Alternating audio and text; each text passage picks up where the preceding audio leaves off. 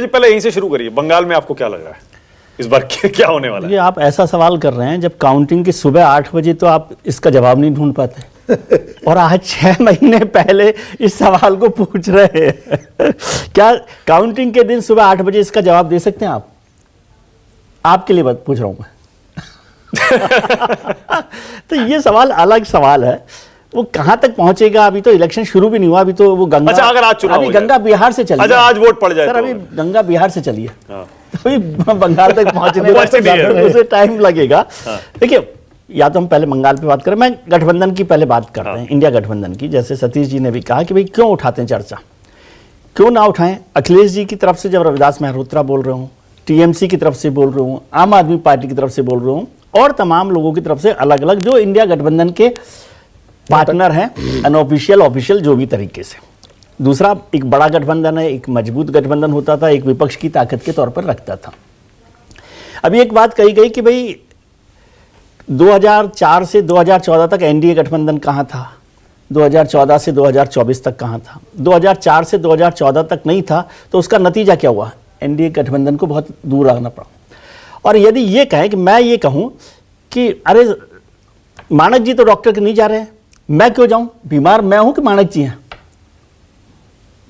अगर बीमार मैं हूं और मैं इसलिए नहीं जा रहा क्योंकि माणक जी भी तो नहीं जाते डॉक्टर के पास। अरे भैया, बीमार आप हो तो आपका इलाज देखिए ना, कि आपकी कमजोरी है, आपको जरूरत है। आप सोचिए, पचमढ़ी का, विनोद जी को भी याद होगा, सतीश जी को भी याद होगा, पचमढ़ी के अधिवेशन पर जब एकला चलो रेस पर चली थी और ये पार्टी 1984 के बाद एकला चलकर कहीं पहुंची ही नहीं, फिर वो शिमला वाला 40 साल हो गए इस बात को। तो उसके बाद क्या आपको देखना नहीं है? और कांग्रेस अब पिछले 40 साल में, 50 साल में तभी ताकत में आई है जब सबके साथ चल रही है, सबके साथ, और वो सारे सहयोगी दल उसके साथ हैं। भारतीय जनता पार्टी ने क्या सीखा? 1984 से चलते 1984 में 2 पर आ गई, 2 पर आ गई वो पार्टी।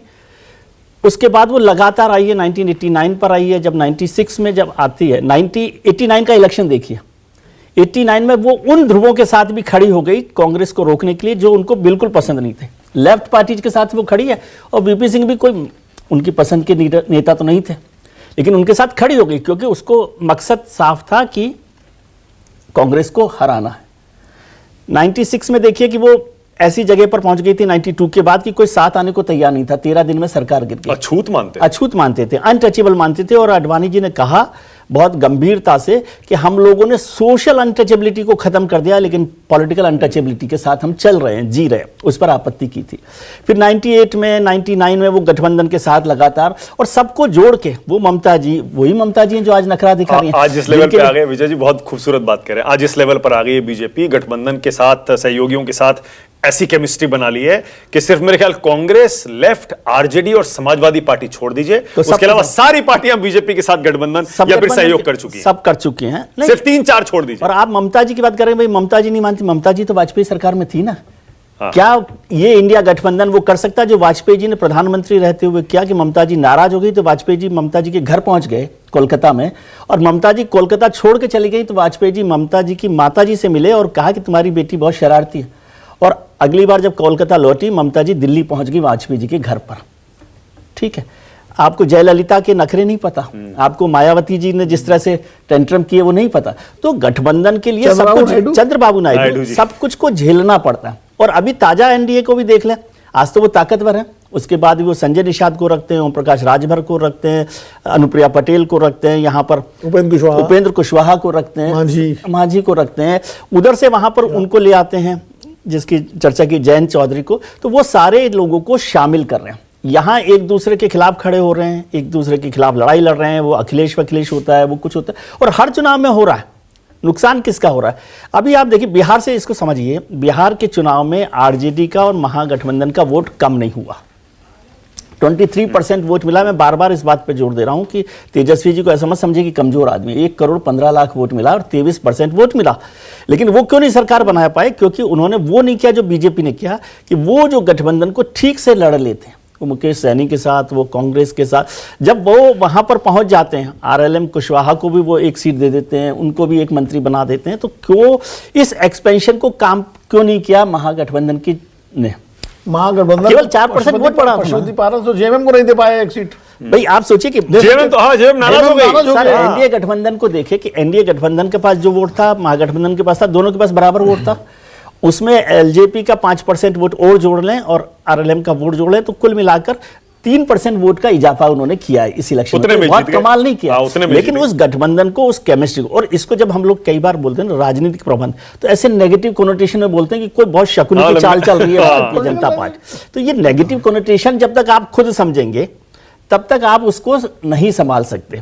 और राहुल जी को कहे, चाहे अखिलेश जी को कहे, चाहे तेजस्वी को कहे, सबकी जिम्मेदारी। बिहार में तेजस्वी कैप्टन थे, वो नाव वहीं से डूब गई, 140 से 25 पर आ गया। बीजेपी ने गठबंधन की मजबूरी को 2024 के बाद और ज्यादा समझ लिया है क्या? ज्यादा समझ लिया। पहले शायद इन पर आरोप लगता था कि ये गठबंधन के सहयोगियों का सम्मान नहीं करते, नहीं, सम्मान उनको नहीं, छोड़ के चले गए। बहुत सारी तब पार्टियां चली भी गई ना, पर 24 के रिजल्ट के बाद तो हाँ, वो समझ गए ना, जब झटका लग गया तो उन्होंने समझ लिया कि भाई इनको लेकर चलना जरूरी है। तो ये बात जब एनडीए गठबंधन सीख सकता है।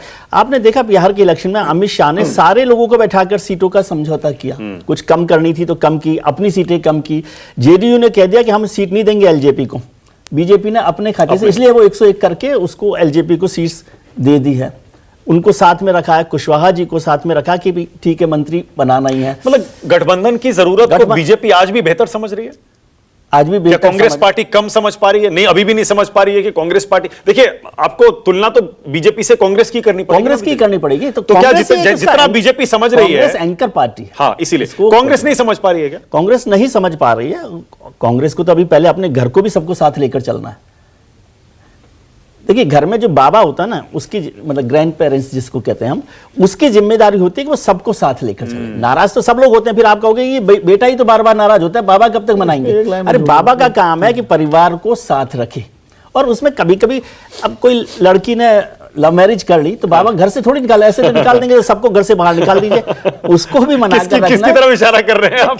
कौन कर रहा है कांग्रेस में लव मैरिज? लव मैरिज का मतलब कि उसको अरेंज मैरिज में बदल देते हैं ना। जो समझदार बाबा होते हैं वो ना पसंद की लव मैरिज को बाद में सिमरन जी ले अपनी जिंदगी, सिमरन जी ले अपनी जिंदगी, तो उससे घर बना रहता है। अब अगर आपने घर को बनाकर नहीं रखना है तो अलग बात है। और फिर आप कहोगे नहीं नहीं वो तो जो है ना बड़ा राजनीतिक प्रबंधन। ये राजनीतिक प्रबंधन को पॉजिटिव कोनोटेशन के साथ समझेंगे तब ये बात। मेरे साथ भी ऐसा होता रहा, जब मैं पढ़ता था कि अरे वो लड़का तो 24 घंटे पढ़ता रहता, आ जाता फर्स्ट। अब इसका मतलब ये क्या है? नेगेटिव हो गया, मतलब पढ़ते ही रहते हो यार, कमाल है। तो वो भी दिन भर काम करते ही रहते हैं, काम करते ही रहते हैं। ये तो 24 घंटे पॉजिटिवली लेना चाहिए। तो पॉजिटिव जब तक नहीं लेंगे तब तक आप उस रास्ते पर नहीं चलेंगे। विनोद जी क्या करें? देखिए एक तो राजनीतिक प्रबंधन का मैंने इस्तेमाल किया था पॉजिटिव सेंस में ही।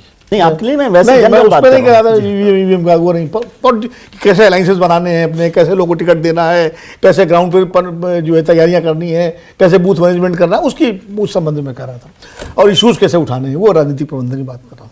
दूसरी बात ये है कांग्रेस के अंदर समस्या ये है, कांग्रेस की लीडरशिप का एक बड़ा हिस्सा उसका मानना ये है, एक वहाँ विभाजन है। एक हिस्सा तो मानता है कि अलायंस करके हम आगे बढ़ सकते हैं, जैसे हम 2004 में बढ़े, जो शिमला अधिवेशन हुआ था उससे जो लाइन ली। एक हिस्सा पचमढ़ी वाली लाइन का अभी भी है। उनका कहना है कि सारे क्षेत्रीय दलों ने कांग्रेस की जमीन ली थी और इन क्षेत्रीय दलों के खिलाफ गुस्सा है, इसलिए कांग्रेस को अलग चलना चाहिए। बिहार में भी लालू परिवार के साथ दूसरे लोग आ नहीं सकते, कांग्रेस अलग लड़े। यूपी में समाजवादी पार्टी का एक वोट बैंक है, उसके आगे नहीं बढ़ सकती, कांग्रेस अलग लड़े। तो कांग्रेस इस दुविधा से कैच 22 है, कैच 22 जूझती है। राहुल गांधी को कुछ लोग समझाते हैं जाकर के कि अलग लड़ने में फायदा है, कुछ लोग समझाते हैं साथ चलने में फायदा है। और राहुल गांधी की समस्या या उनके जो इर्द गिर्द जो लोग हैं, जैसे हर पार्टी के हर नेता के साथ कुछ होते हैं, वो शायद पॉलिटिकली उनको जो है जो दृष्टि कभी कांग्रेस के प्रबंधकों में थी, वो दृष्टि का अभाव है कि वो ग्राउंड रियलिटी समझने में कि कहां हमको अलायंस करना है और कहां अकेले लड़ना है। जैसे अगर मध्य प्रदेश में थोड़ा स्पेस देते समाजवादी पार्टी को, देना चाहिए, यूपी आसान हो जाता। और मतलब अब वो कमलनाथ जी को बोलने की क्या जरूरत थी भाई अखिलेश वक्त? आपने क्या किया? बेटे तक जिता नहीं पाए अपने, समझे? तो ये जो कांग्रेस की समस्या है, और इससे सिर्फ और सिर्फ राहुल गांधी को ही लड़ना होगा। और बताइए खबर तो यहाँ तक आई थी उसके मध्य प्रदेश के रिजल्ट के बाद कि कमलनाथ और दोनों बीजेपी में जाने के लिए तैयार थे, लेकिन लास्ट मोमेंट पे वो सब जाते रहे, बीजेपी की तरफ से बताते हैं मना कर दिया गया। कमलनाथ ने तो हटा ही दिया था।